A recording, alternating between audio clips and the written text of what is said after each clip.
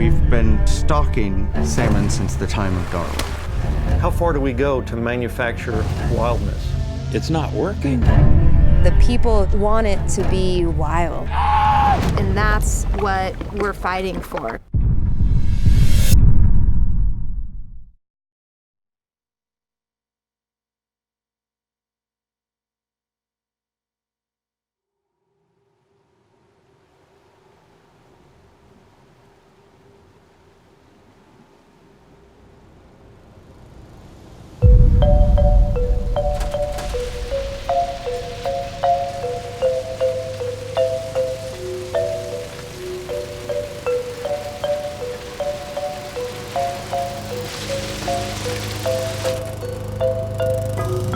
Humans typically adopt a command and control approach to environmental problem solving. Here's the problem: we can engineer our way around it. Technology is great in so many realms of human experience, but when you try to apply manipulation and control of ecosystems through technology, you're often successful early on, but then problems creep in later on.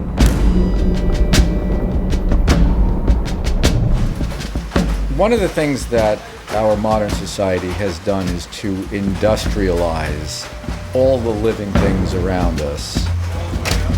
We have factories for living things, and that includes fish. Humans believe everything is for us, so if there are animals in the world, surely they are for us, and surely we should just do anything we want with them or to them. And isn't that great? Well, I don't quite see it that way. Fish are wild animal populations. They're not made to, or evolved to, or really capable of being used at the rate that people use them. The whole myth of the Garden of Eden is a place where everything was granted and everything was beautiful. And then because of human hubris, we were doomed to a life of toil. We are certainly casting ourselves out of the garden and dooming ourselves to a life of toil through our hubris.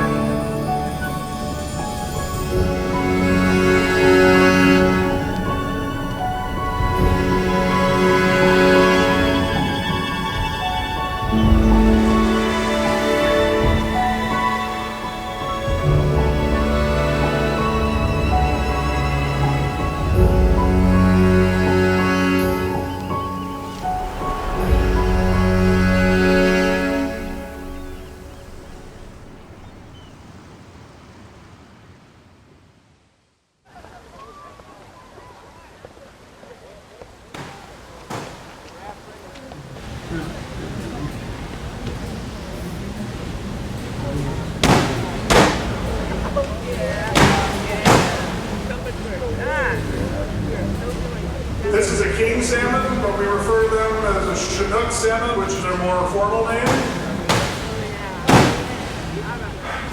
This bath here, which has carbon anesthetizes the fish, knocks them out, and the guys are pulling the fish out if they're ripe when they're Chinook salmon. And we spawn the fish by inserting a needle into their body cavity, which forces air in and pushes all the eggs out. And then after they're spawned here, they go to the other side of the table there, and we're biologically sampling the fish.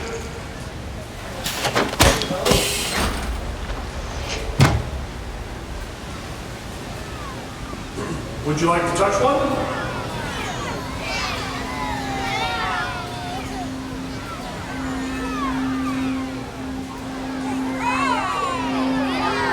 Feels kind of slimy.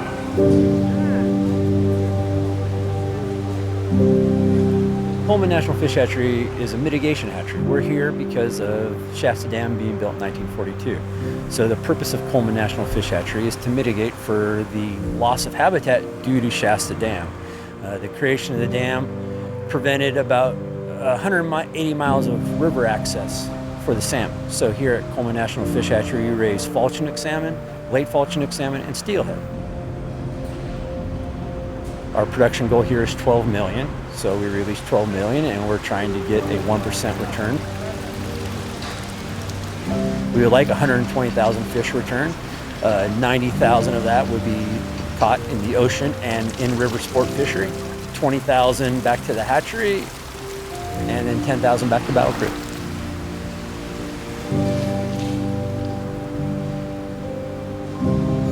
Why do we need hatcheries?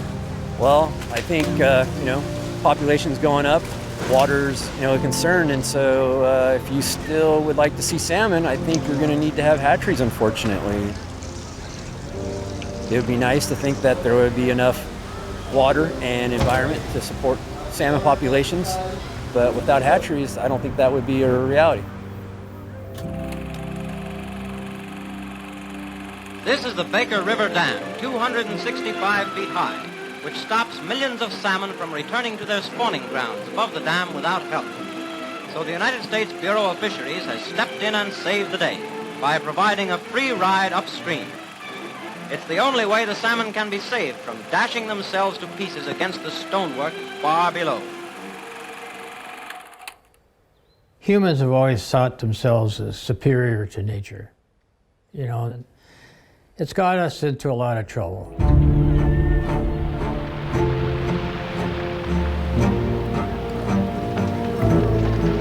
When the Euro-Americans came, they believed the natural world was a big warehouse storing commodities that they were obliged to make use of, to take. They asked Spencer Baird, the U.S. Fish Commissioner, what could they do to ensure that the salmon runs would go on forever.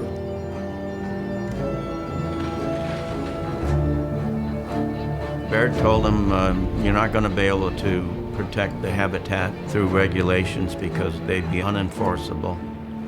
You're not going to be able to protect them from dams because progress is going to demand that dams be built. And so he said, what you need to do is take up artificial propagation. The people that originally were the fish and wildlife scientists weren't. They were agriculturalists. And since the 1800s, our fish and wildlife agencies have been dominated by an agricultural mentality. Just like a farm, you raise them, you put them out, you harvest them. That's the basis for fish and wildlife management in the US for ages and ages. The fact is, salmon must spend part of their life out in the wild. And it wasn't until in the 70s that we really started evaluating what are we doing when we release hatchery fish into a stream. The use of hatcheries was a promise that you could have salmon and you could also have the benefits of developing the river. Put that next to the fact that 40% of the salmon are extinct in their historic range and the rest are protected by the Endangered Species Act, you would have to say that that story didn't protect the things that we value, the salmon. We've been relying on those same runs of fish, those wild fish, since the beginning of time. When your health is their health, right? You're married in that way, and I think that union creates the sacredness.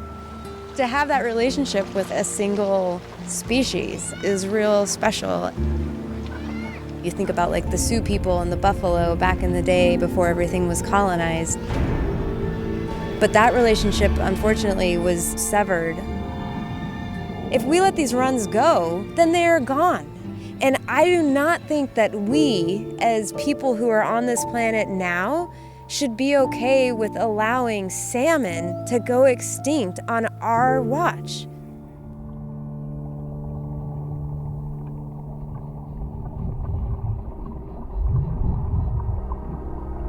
So the average person, when they see a salmon, they see a salmon. They see a finished product. And it's perhaps at the end of their fishing line, perhaps in a restaurant on their plate.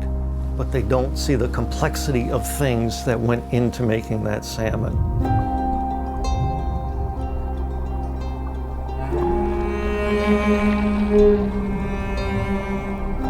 Salmon, I think, have the most complicated, you could also say wondrous life histories of, I guess, any fish. They start life by hatching from eggs in a stream, and then they go out to the ocean. When they come back, they're much, much bigger. You're distilling the richness of the ocean and enlivening it, and then that enlivened distillation of the ocean propels itself upstream against gravity. Sometimes they go well over 1,000 miles inland, where after laying eggs and creating the potential for a new generation, they die, and their carcasses feed dozens of kinds of animals, get dragged deep into the woods. The life cycle of the salmon is actually the transformation of the ocean into living beings that come ashore and become the biggest trees in the world.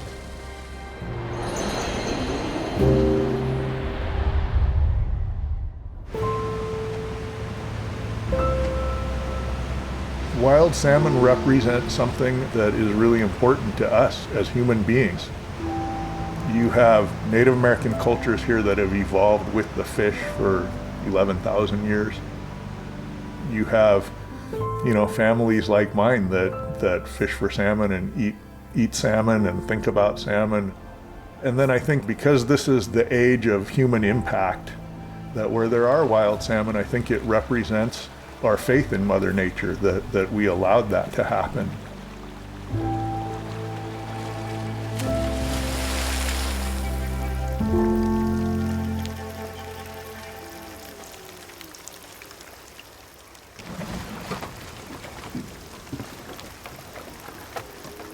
I was born to fish. All of my earliest memories revolve around fish in some way or another. As a young adult, I built my whole calendar year around the Skykomish spring fishery for wild steelhead. And that really became my obsession. I thought of hatcheries as something that actually kind of helped us as fishermen, that there would be more fish in the river and we were allowed to kill the hatchery fish, so that meant a meal. I don't think I ever had 1 second where I thought about conservation at all. I thought about getting enough money for gas and pizza so that I could fish all the time. What I didn't realize was that we were really at the tail end of a long decline of wild fish. In late 2000, they announced that the 2001 season would not happen, that the state was going to close down that spring catch and release fishery because there were so few wild steelhead fish that even a low impact fishing season could wipe out the last of them. It was really like a gut punch. I mean, I had built this whole life around this fishery and now it's gone. So that was, in a lot of ways, a wake-up call. I started doing some research, started reading, started talking to people. Talked to biologists, talked to fish managers, talked to other fishermen, and I learned about the 4 H's: hydro, harvest, habitat, and hatcheries. This is sort of kind of the impacts on salmon and steelhead people talk about. And so I used that as a guideline, and I started thinking about the skycomish, and well, the habitat hadn't really changed over those 10 years. It was pretty good. There was no hydro, there's no dams. The harvest, as far as I could tell, had remained relatively constant, and yet we had this plummeting number of fish. And so the one constant that I found is that hatchery had been operating for the entire duration of the decline of wild steelhead.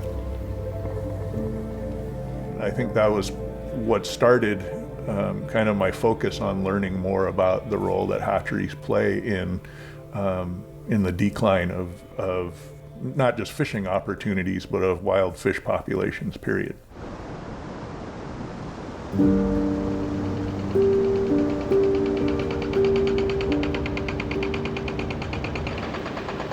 When the dams came down on the Elwha, it was the largest river restoration in history.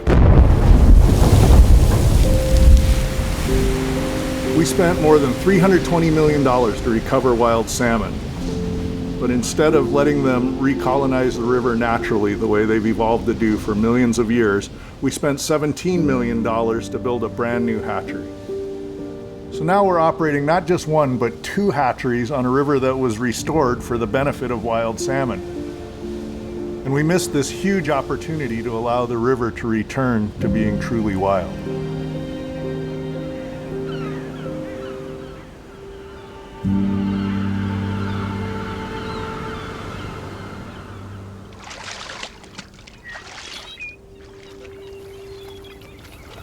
Coho 9288, no mark, no tag. Coho 7063, no mark, no tag. This is a team of interns and staff. They're collecting our long-term data on salmon use of the Elwha nearshore. We then take these data, compare them over the decade that we've been recording the information, and look at the evolution of the Elwha nearshore as the dam removal progresses. As wild fish now recruit into this nearshore area, we see these large numbers of hatchery fish. Our concern is that the hatchery species may be challenging the wild species that are trying to recover. They are vulnerable to these hatchery fish, either through predation or physical displacement or competition for resources. The risk is that we're actually stunting the river's ability to restore because these fish that literally are the backbone can't restore because they're being pressured by these continued hatchery releases. I do think that humans by nature have an engineering aspect. They like things to be orderly, they like things to be predictable. So that's what hatcheries give people. The flip side of that is wild and wilding your watershed. Chinook 152, 146. Wilding does have great uncertainty to it. That's how wild works. Wild is scary, but it's a really important place in people's soul.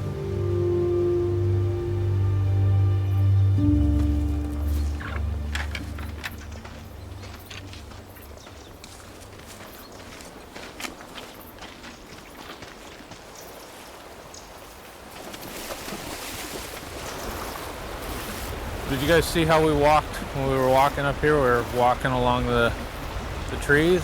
So we can look back into these 2 reds here where we know fish spawn. The males are the easiest to see, usually. So if there's males on there, more than likely there's gonna be a female in there.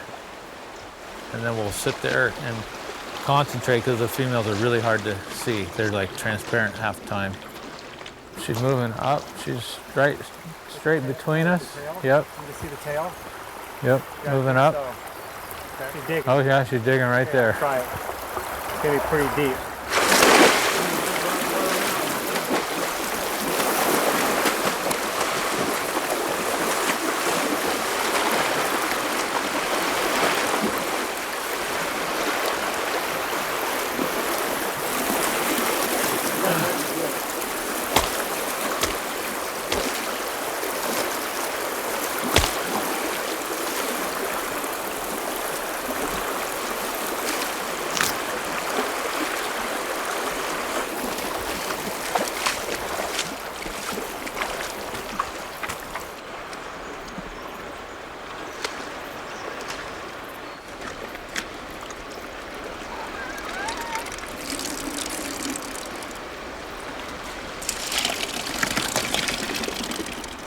Typically, what we see in a female is about 4,500 eggs. Then we'll do the males now. We'll keep them separate, keep the milk separate from the eggs. Then after we're done, we check them for a coated wire tag.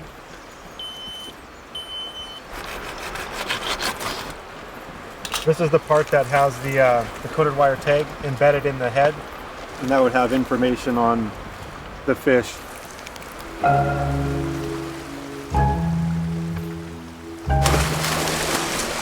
I know some people are going to view this as being brutal and barbaric, but this is what it takes to collect our brood stock at the Elwha facility.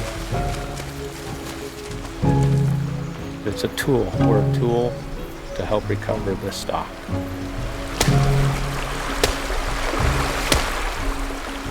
When we miss a female, we feel like we've failed the fish itself, because we know that those eggs aren't going to survive as well as they would at the hatchery.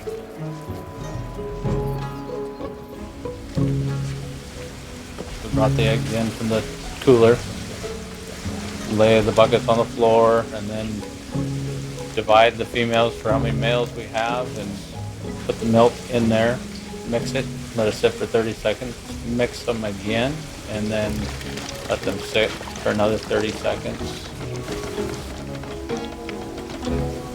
And we weigh down 13 pounds into a bucket, let it drain all the ovarian fluid and milk, put them in iodophor for an hour, and then we'll lay them down till they eye. That's effectively artificial spawning at a hatchery.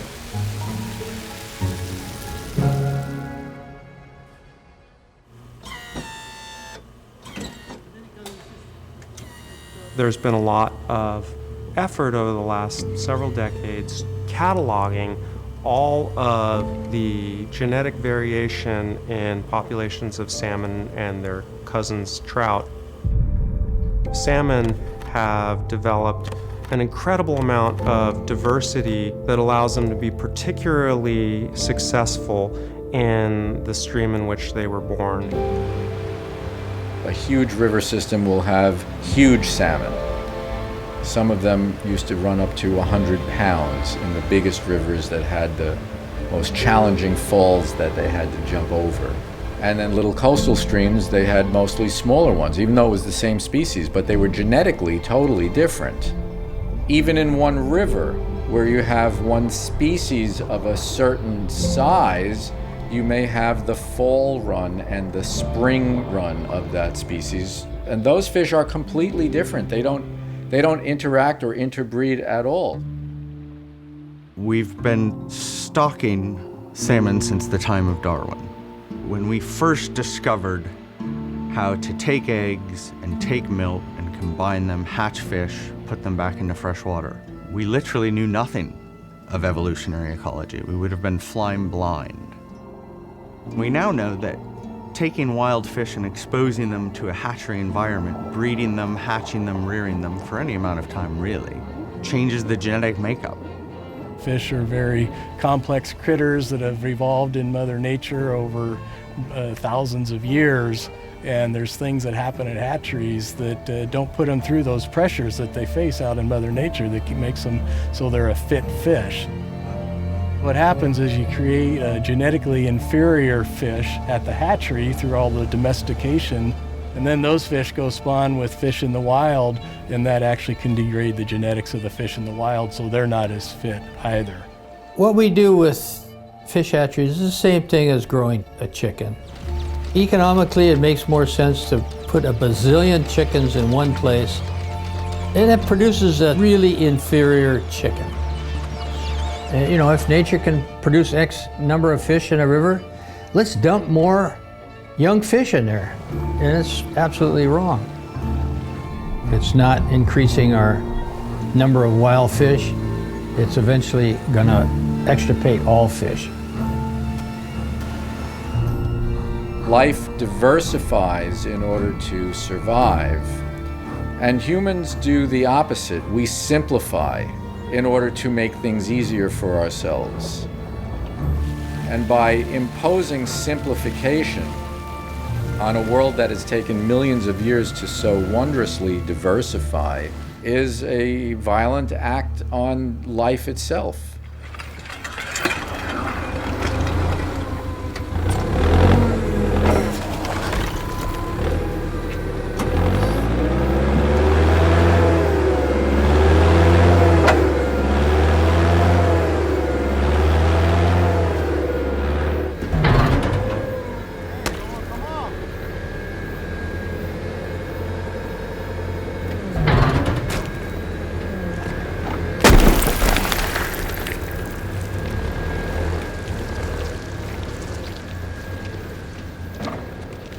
Well, the fish toss is that we take the fish that return to the hatchery. So these are all the fish that were raised in the hatchery. We have this tote of fish, and I think there's probably a couple hundred fish in each tote, and they get frozen to a solid block, and we just drop them down and break them up and refreeze them so they don't stick together no more, and prep them for all the school groups. There you go.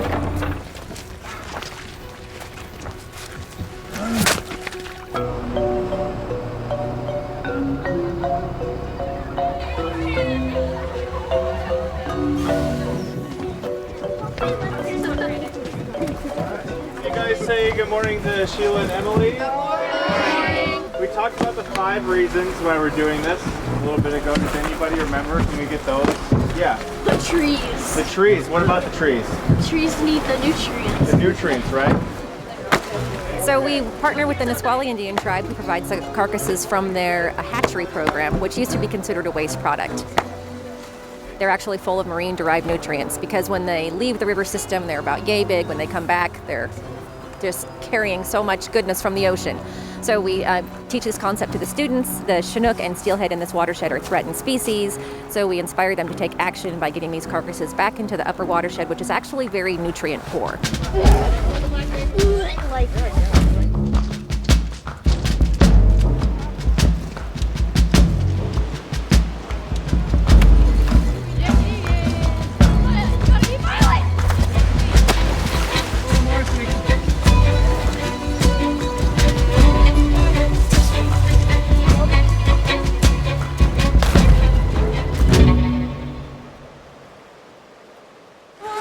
Could I get something? This is cool. Yeah. Oh, no. How about this? I don't like this. You want a big one or a little one? The tails. Just got this one. Okay, well, let me cut the tail. No, little one. Okay. No. Salmon, I think they are very important for the ecosystem. Many animals eat them. Well, 138 vertebrate animals eat the salmon, specifically. Hey, be careful. I like the salmon tossing idea. I think it's a good help. But at the same time, I don't think it's the best idea. The ecosystem runs a specific way for a specific reason. We can try and help them by reducing pollution, but I don't think we should directly interact with the salmon wildlife and all that wildlife and let them run by themselves and make their own adaptations.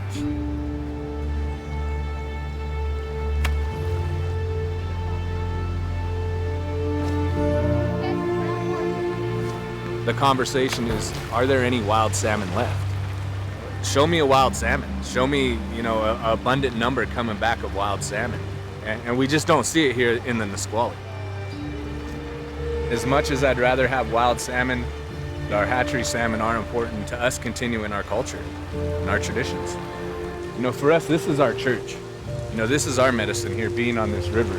And I think people have a hard time understanding that, because this is what our ancestors did since the beginning of time. You know, they fished, they hunted, they gathered, they protected what we have, and that's how we lived. And now we're in 2018, our salmon are depleting. These are the raceways I was telling you about. 300,000 in each one. Yeah, 10. So that's a lot of fish. He's going right now pulling all the dead ones out. We're managers as Native American people. That's what we do, and we manage. But we also have to adapt to the times.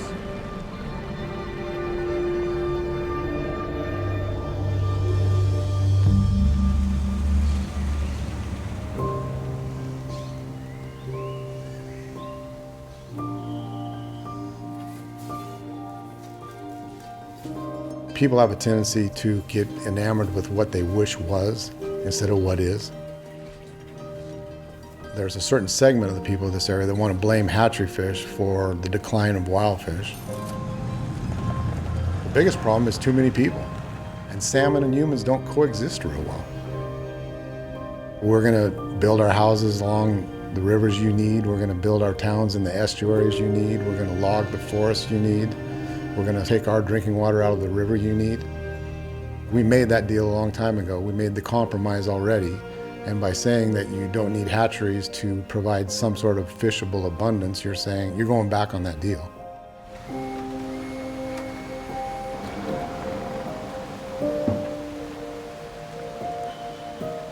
There's a lot of runs in the Northwest right now that if it wasn't for hatchery fish, they'd be extinct because they're progeny of hatchery fish. Where those fish have blinked out, they use hatchery fish to bring them back.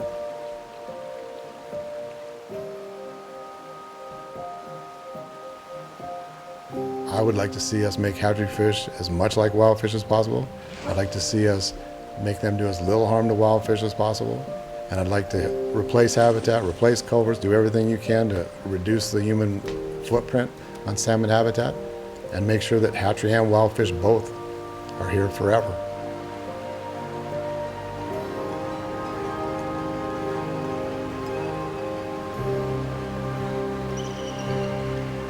It kind of offends me when people say that I don't care about their habitat or I don't care about conserving them. Hunters and fishermen and sportsmen have always been at the front of conservation and habitat reforms.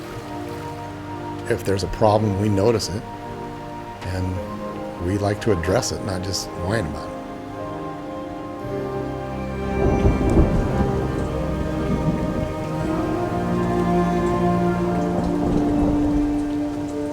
The reason that I am involved in conservation efforts when I was younger is because I was hoping I'd see a result.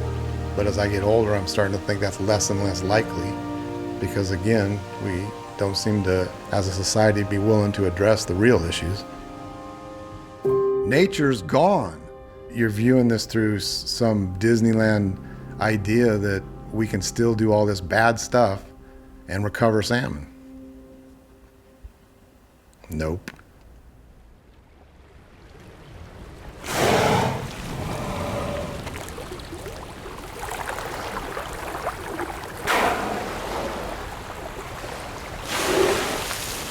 The southern resident killer whale population that I've been studying for 42 years began a serious decline around 1995. It was almost 100 whales. We're down to 74 right now. Salmon and orcas are just predator prey. They're like that. If you have a decline in the food, you have a decline in the whales. Most of those fish right now are hatchery produced, and they're getting smaller and smaller every year. They average 22 pounds, and now they're averaging 8 and 10 pounds. And the wild runs are being exterminated by the hatchery production. And the whales will follow the wild fish to extinction.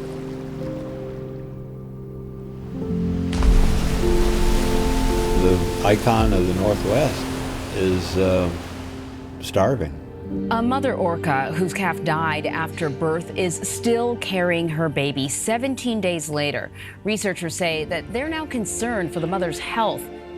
We had this whale coming in had a brand new baby. One of our colleagues saw it, took a picture of her, and by the time our boat got there 30 minutes later, she was dead.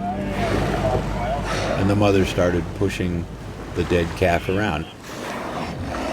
Okay, toward her. Go ahead. Stand baby in mouth. Yes. Yeah. See if she does it again. Well, she pushed this dead baby for 17 days. You know, it was a tour of grief that went on and on and on. We want to welcome you to our last task force meeting for this year. Governor Inslee convened this task force to save the southern resident killer whales. The easy fix that our own Washington State Department of Fish and Wildlife says, oh, well, we'll just increase hatchery production by 50 million fish. Well, wait a minute. Why don't you look at what's happened with hatchery production and see that it's not working? And you want to do more of what doesn't work? Nobody wanted to hear stop fishing. That was almost untouchable. It wasn't about whale or fish requirements. It was all about commerce. Everybody wants to save the whales. Nobody wants to change our own way of life. It's a very difficult choice for our society to look at what we're doing, what we have done over the years in terms of fisheries management, and change the paradigm. I didn't realize until about a month had passed how depressed I was. I'm seeing all this before my very eyes and documenting it. And that's the part that is troubling to me, is that I'm going to be in charge of keeping track of the extinction of these animals. But if it's a lesson to our society that, hey, we got to change, maybe that's what I have to do. We're going to die of a loneliness of spirit with all the creatures gone. Every year, Idaho Power partners with other biologists to raise and release 6.8 million Chinook and steelhead. The next generation of fish needs next generation ideas. Our innovative approach maintains abundant fish populations, giving anglers a chance to land brag-worthy steelhead. Fish on. Hatcheries are pawns in a game of political power. The whole thing is about money. Fishing is a huge industry, and every state is competing with each other for those dollars. It's not about conserving our resources. It's perverting our resources on a short-term bet to get tourist dollars in. In fact, federal dollars to support fish and wildlife agencies is based on how many license sales there are in each of those states. The internal finances is that it provides power and wealth to the agencies themselves. To build a new hatchery, it's millions and millions of dollars of high, extensive, automated piping and flow systems, so you have lots of temperature control on lots of different fish rearing stations so that you can raise different species up to different sizes and maximize production. So we've got the water costs, electrical costs, building maintenance costs, and just the feeding costs of the fish. So we're looking at plus or minus $20 million in assorted costs throughout a year. It's a major business, and there's portions of that business that 20 plus employees are doing year round. Hatcheries are a perfect example of political pork. They spread their hatcheries around their state. They're in almost every county of the state. They target them on key members of the state Senate and the state legislature. As a result, they buy the support of that local person. These hatcheries are a subsidy to commercial fishermen, recreational fishermen, and it's being paid for by all the taxpayers. I think one of the main reasons why it's important that people understand what's going on is just purely the waste of their money that's happening. In Washington state alone, there are 174 hatcheries producing more than 190 million salmon every year. On the West Coast, over 90% of the quote-unquote wild-caught salmon you find in markets actually came from hatcheries. Between California, Oregon, Washington, and Idaho, citizens pay for the release of almost 280 million fish per year. Last year, between the United States, Canada, Russia, Korea, and Japan, 5 billion salmon were released into the North Pacific. When I wrote my first book, the Bonneville Power Administration was spending about $140 or $150 million on their program. Since 1982, they've spent $15 billion. The General Accounting Office did a survey, and they showed that hatcheries consumed 40% of that. The big question is, who pays for the raising of the fish and who gets the benefits? Fish that go out of the Columbia River circle around Alaska, some fish even as far as Russia. Your survival rate goes down to 0.001 or so.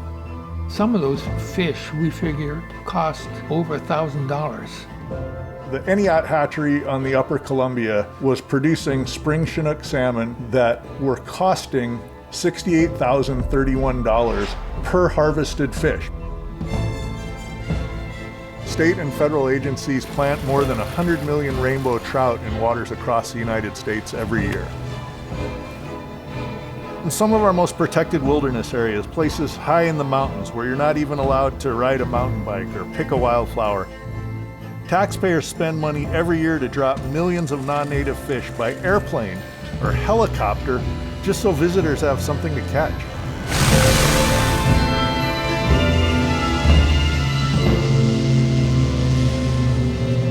Billions of dollars of citizen public money is spent to support something that clearly does not work.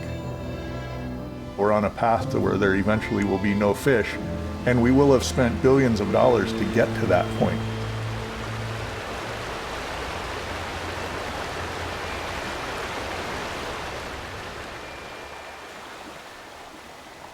The ironic thing is that fish know how to do all of this.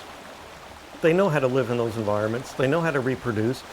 So if we allow fish to get back to being fish and doing what they do in those environments, in pulling back some of our infrastructure, restoring streams, we reap the benefits free of charge.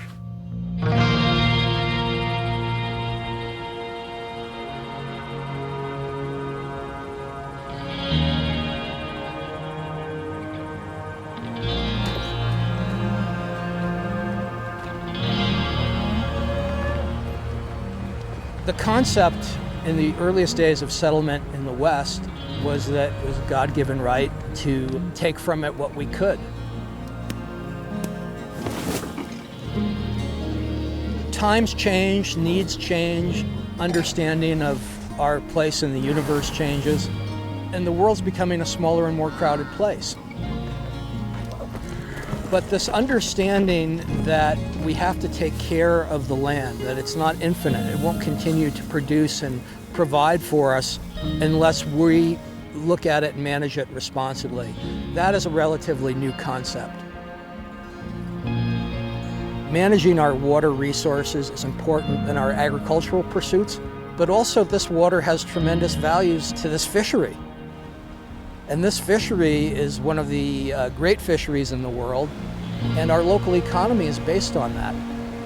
So for us to succeed, we need our community and our river systems to be as healthy as possible. Going back a ways, this is really the place in Montana where the concept of a wild fishery started.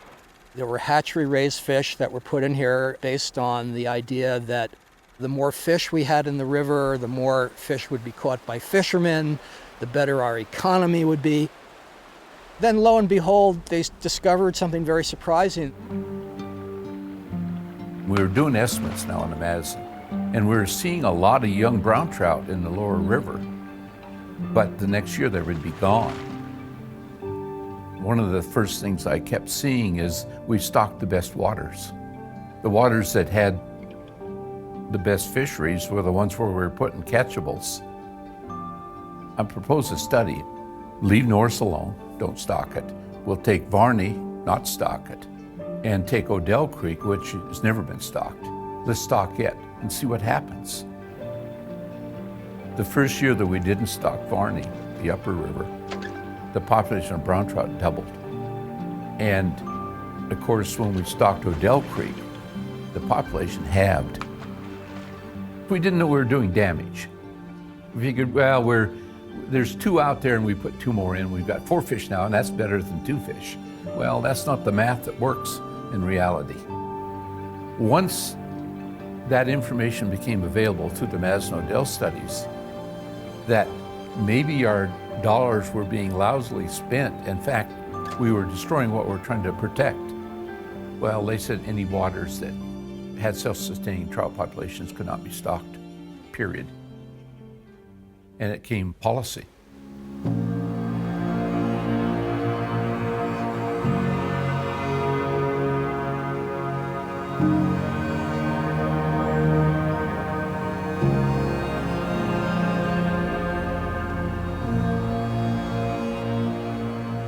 Shortly after that program was initiated, you saw the population of this river just skyrocket with wild fish.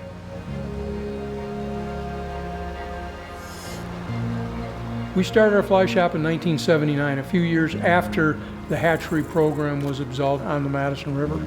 And we were fortunate to catch that wave of a wild trout fishery. We saw an increase in the number of anglers that came to Montana, came to the Yellowstone area, and specifically southwest Montana, to experience those wild fisheries. And that's what really kicked in the fly fishing businesses at that time.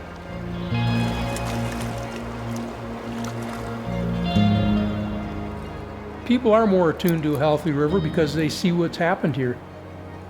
They see the whole cascade of everything that benefits because of a wild trout fishery, including a local economy. The one thing that came out of this to me is the change in behavior of the humans when they saw that they weren't becoming given fish, that they become more vigilant. And habitat becomes more important when they realize that's how they get their fish.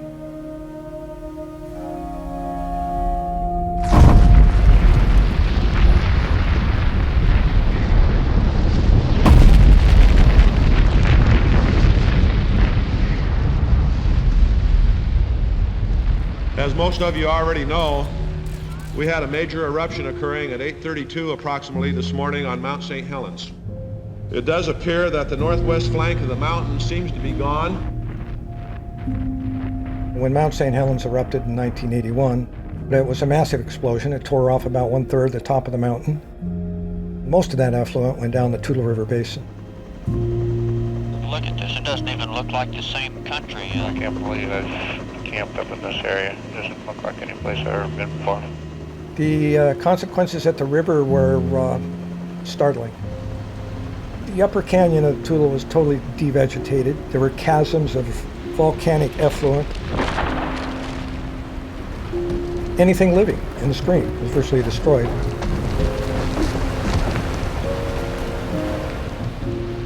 It brought back a sense of hopelessness.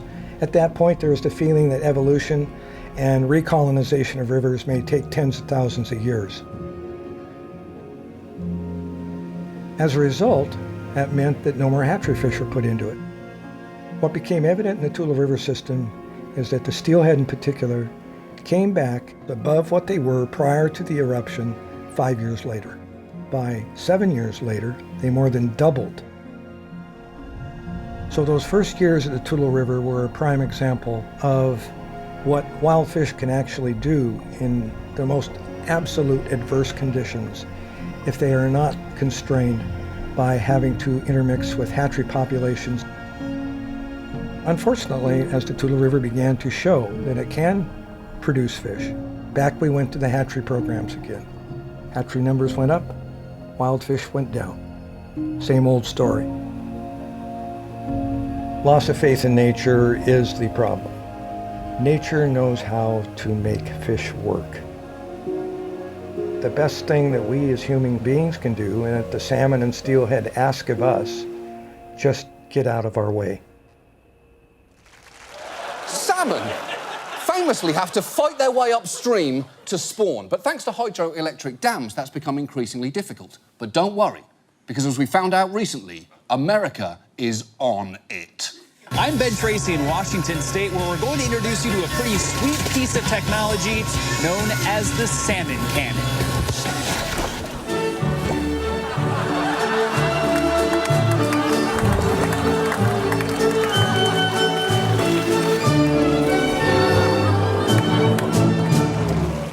In your darkest moments of despair, when you see a world torn apart by war, I want you to remember that video and think, we can do great things. We can do great things.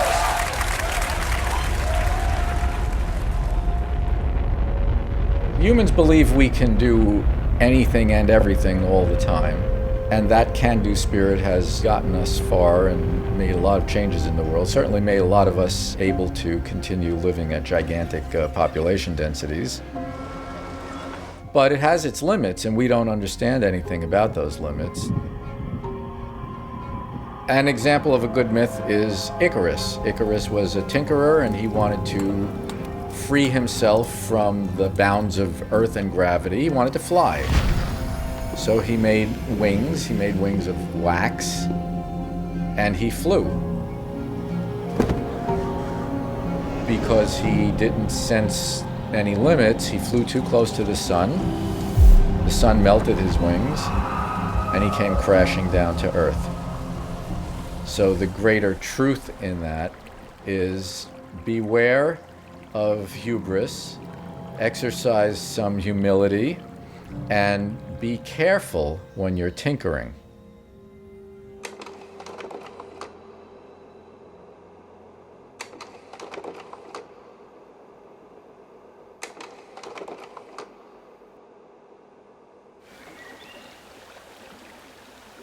I'm 55 years old now. I've been living with my salmon fishing all my life.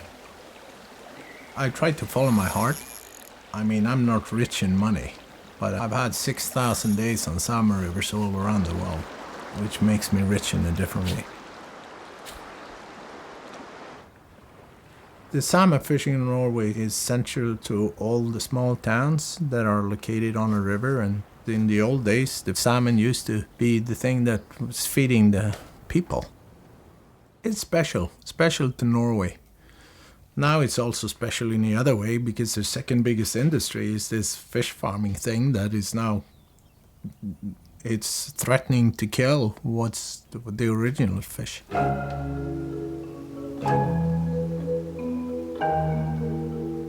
We were so stupid. I was so stupid, because when they started fish farming, I thought, oh hey, this is the solution to everything. We farm the fish and they don't have to kill our wild fish. They don't have to kill the fish I want to fish for, and the stocks will go up and all will be fantastic. In very short time, we learned that the sealers were killing the wild smolt leaving the river. Fewer fish were coming up.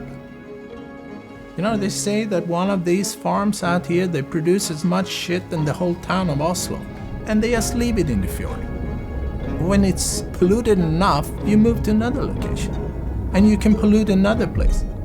Then there are more fish escaping from Norwegian fish farms than all the Norwegian wild salmon rivers produce. And they mix with the wild stock, and they destroy the unique DNA of the fish.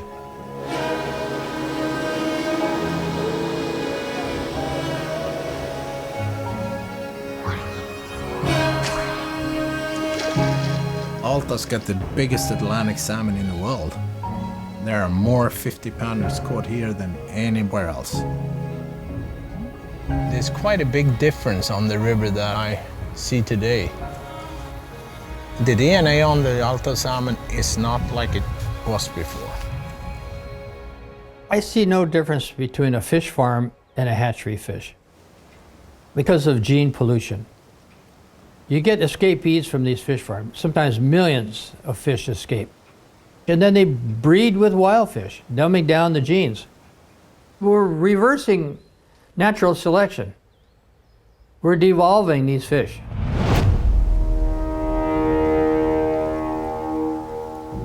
I really always wanted to see one of these farms.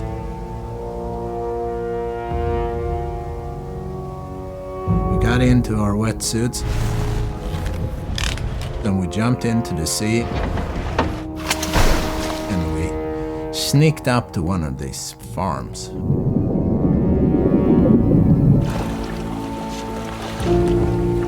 I knew I was going to see a lot of fish, but I didn't think it was going to be that bad.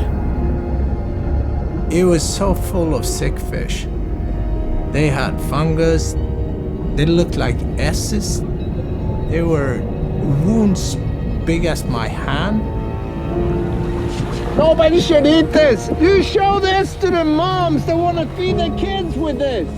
They will never buy one of these fish. It was like if you should walk into a farm where you have cows that would have big wounds, bleeding and lying down, barely breathing. Who would eat that? No one. But these things are happening under the surface, you know? Nobody knows about this.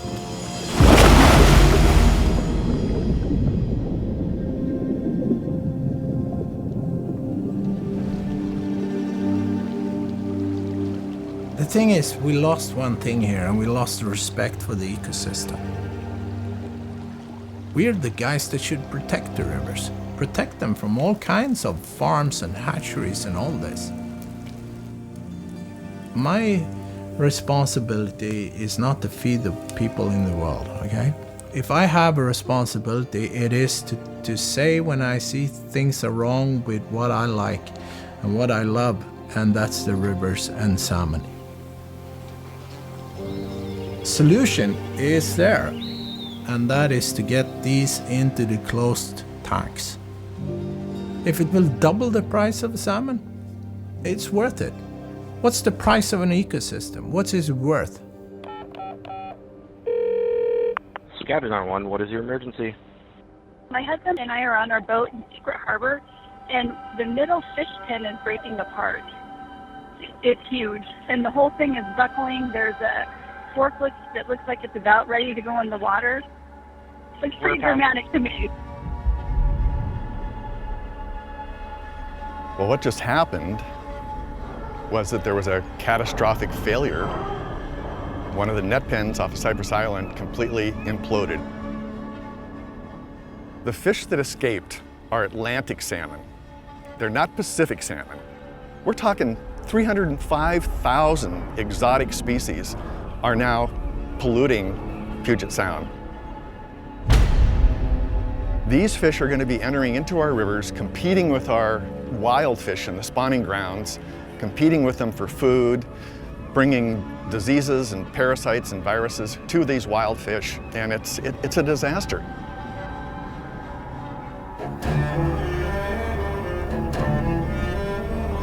When I heard that 300,000 Atlantic salmon escaped into the ocean environment, I immediately kind of dropped everything and knew that this was something that I needed to go and document, because I knew that no one else was getting the underwater side of things. Diver in!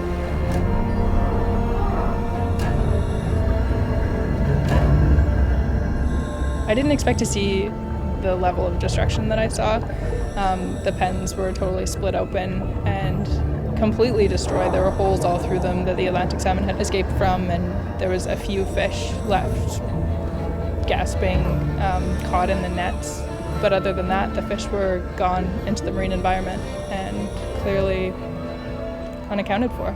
Galactic Ice, Galactic Ice, Galactic Ice. We ask that you remove your diver from the water immediately. This is classified as trespassing. We suggest you please halt these operations. Cypress Fish Farm, over and out. It's an extremely charged scene.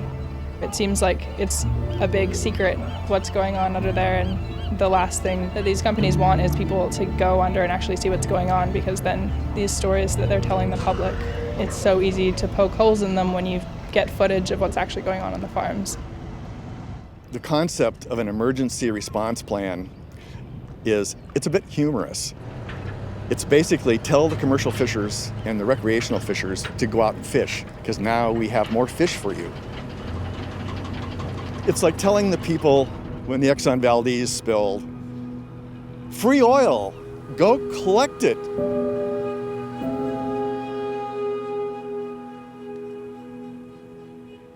Every single day, our public trust is being undermined by the pollution that these pens are putting into our sound. The viruses, parasites, pharmaceuticals that are going into our waters. The industrial model is to make as much money as you can, as quickly as you can, regardless of the environmental consequences.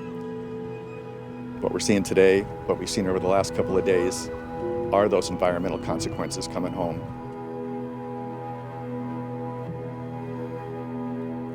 It turns out that Washington is the only West Coast state that allows open water net pen salmon farms. To me, it's really an outrage that this is even allowed.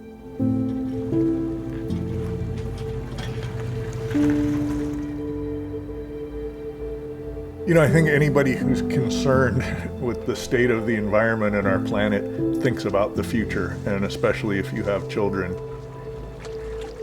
You start to feel like, okay, what's the world going to be like for them?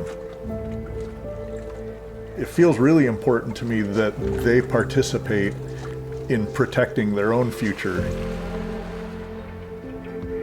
We're so busy these days that to be unified on these things, whether it's fighting to make sure that there are salmon in the future or going out to catch fish, those become really precious times for a dad who's watching his kids grow up really fast.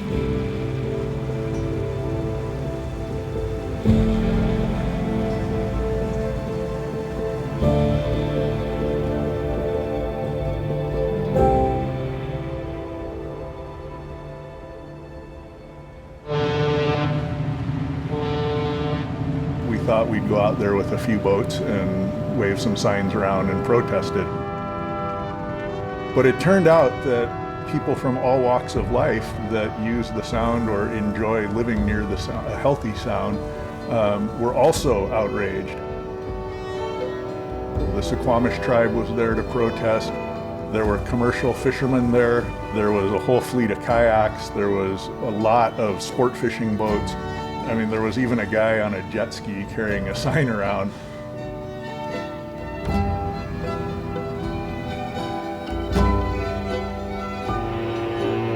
We spent the few days ahead of time making some signs to carry and laughed about sort of what we would say and what the slogans were. But underlying it all, I think the kids feel like they're able to participate in the things they care about. And I think we made our point because now here we are months later, and there's actually 3 pieces of legislation that are pending affecting net pens. Wild salmon are threatened by these sorts of facilities. The day in, day out impacts to our magical, majestic Salish Sea cannot go unchecked. It is unconscionable that when we are spending tens and tens of millions of dollars to protect and recover wild salmon, we would allow an invasive species to be introduced to our ecosystem. Mr. President, there are 35 yea, 12 nay, 2 excused. Having received a constitutional majority, second substitute Senate Bill 6086 is declared passed. The title of the bill will be the title of the act.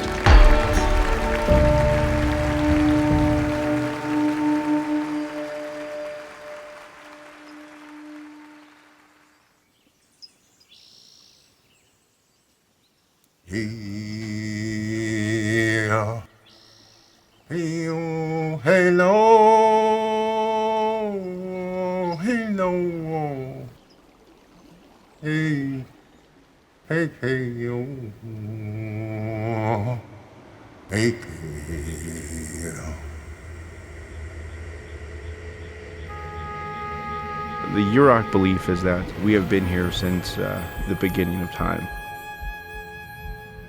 At one point, this Earth was a lonely rock in the universe floating by itself, and it began to get sad, and its tears became the ocean, and it finally came to be what we have today.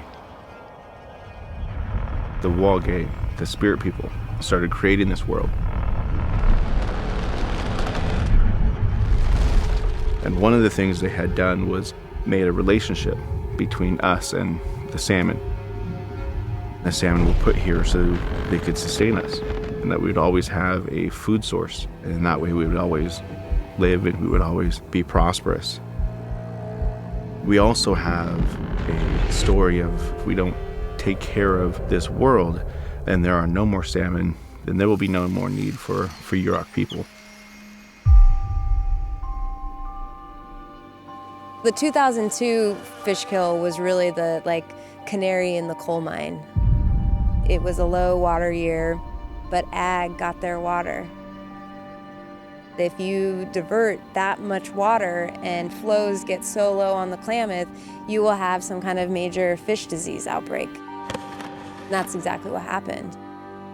70,000 adult salmon died, all within the Klamath River. The dead fish were lining the banks, 3-4 layers deep, and it smelled like death. In a wild river, nothing like that happens, right? That is not a natural thing. The future, if it goes unchanged, it is going to be the destruction of salmon species on the west coast of the United States.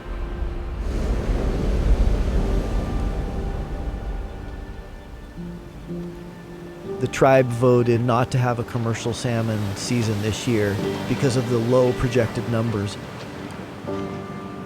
And the subsistence amount was the lowest I think I've ever seen. Tribal members used to live almost solely on returning fish runs, and now, this year, we get less than 1 fish per person. How can you possibly look at that and not realize that there is a gigantic problem here?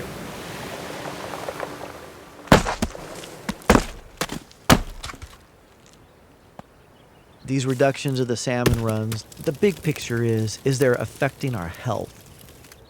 We know those omega oils, those omega-3s and 6s in salmon are very heart healthy. That's why we have a lot of elders that live to ripe old ages. But the point is that what's going to happen down the road? What's going to happen to our people? When your society, when your culture, when your belief is connected directly to the world around you, when you're raised with a sense that you are a part of everything in your surroundings, in your natural environment, it does something to your community's psychology and mindset when you start to see that world crumble and break. As the decline of the salmon runs come back, you can see a direct correlation with the decline of us as a people.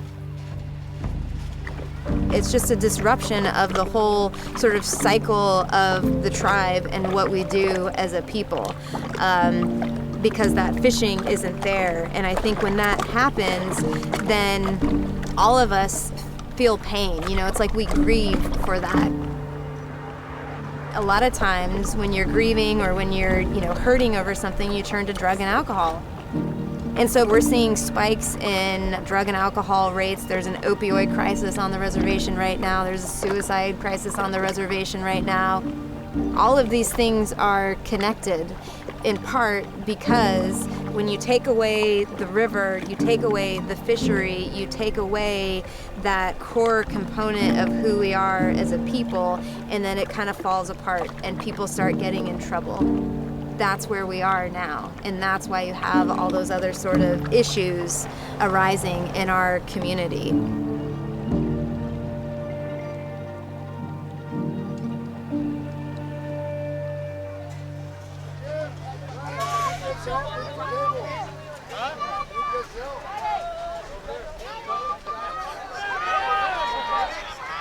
Let's go, boy! The traditional game of sticks. It's actually one of the few pieces of Yurok culture that never went away.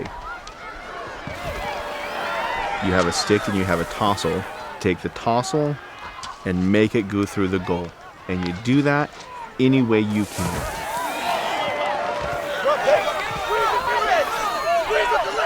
Today we play of no hitting with a stick, no stabbing, no eye gouging, and no choking. Other than that, everything is game and everything is fair to play.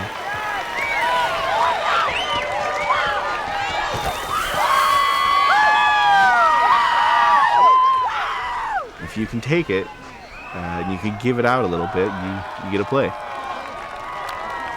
It teaches those lessons in life that's important to Yurok, to be tough, to be respectful, and to fight regardless of what the size difference is. I think it lends a lot to why when we get into conflicts or when we get into fights like the dam, we don't care who the biggest, richest man in the world is, who owns it, because we'll play up every day of the week. We don't care.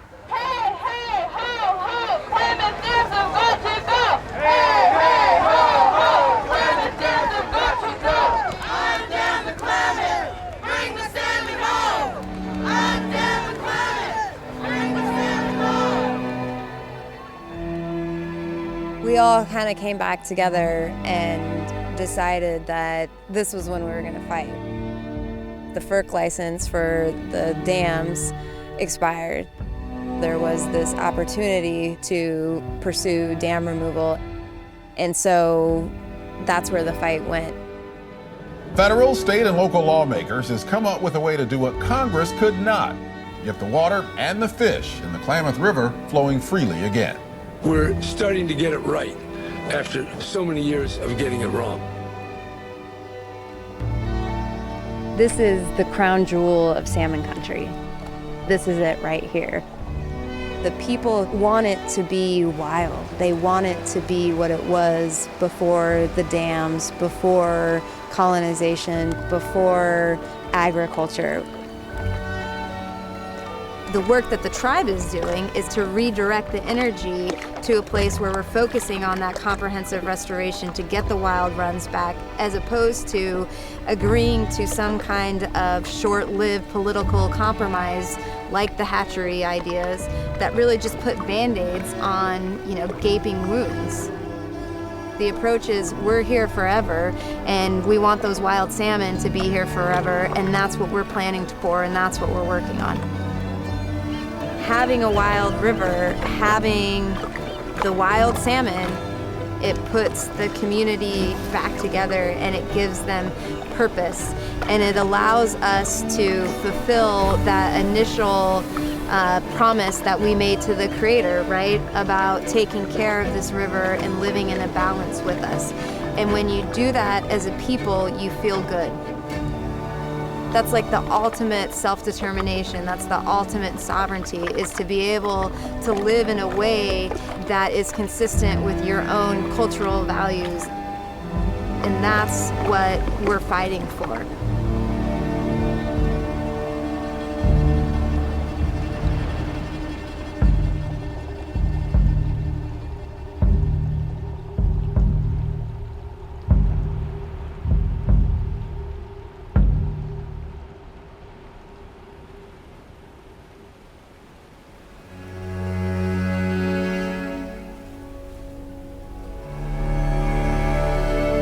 You could say that everything we learn from the stories that we are given. You could also then say that all the problems we have are symptoms of stories that were wrong. Stories we told ourselves and stories we passed on where we misunderstood things deeply.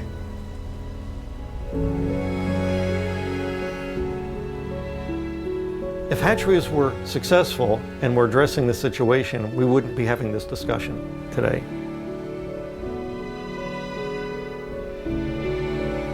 The underlying causes of the problems are still there, and after all these years, we're still having to put fish out there every year to keep them going. Perhaps it's time to pull back and question, is this the right path forward?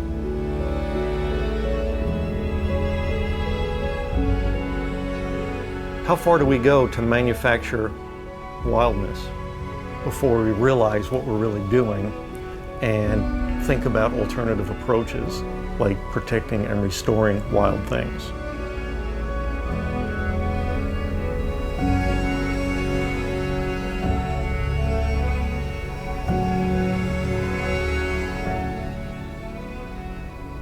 There's no right way to do the wrong thing.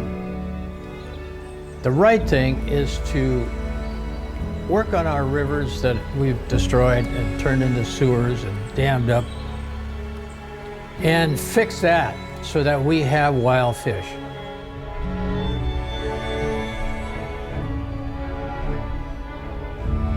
This little issue is just a reflection of what we're doing to the whole planet. It's more than just our relationship with fish. It's how we're trying to control nature rather than work with nature. A life without wild nature, a life without these great iconic species is an impoverished life. If we lose all wild species, we're going to lose ourselves.